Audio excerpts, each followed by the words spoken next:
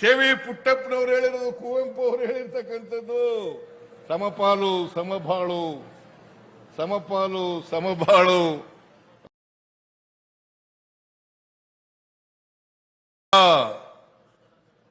ಸಮಾಜ ಸಮಾಜ ಆಗಲ್ಲ. ಯಾವುದೇ ಧರ್ಮ ಇರಲಿ, ಯಾವುದೇ ಜಾತಿ ಇರಲಿ, ಅದಕ್ಕೆ ಕುವೆಂಪು ಅವರು ಹೇಳಿದ್ರು, ಎಲ್ಲ ದೇವಸ್ಥಾನಗಳನ್ನ, ಚರ್ಚ್ಗಳನ್ನ, ಮಸೀದಿಗಳನ್ನ ಬಿಟ್ಟು ಬರ್ರಿ, ಮನುಷ್ಯರಾಗ್ರಿ ಅಂತ ಹೇಳಿದ್ರು.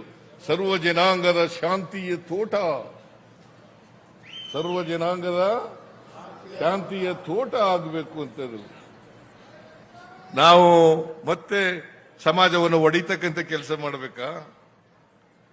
ಧರ್ಮದ ಆಧಾರದ ಮೇಲೆ, ಜಾತಿ ಆಧಾರದ ಮೇಲೆ ಸಮಾಜವನ್ನು ಒಡಿತಕ್ಕಂಥ ಕೆಲಸ ಮಾಡಬೇಕಾ? ಮಾಡಬಾರದು. ನಮ್ಮ ಸಂವಿಧಾನ ಅದನ್ನು ಹೇಳಿಲ್ಲ.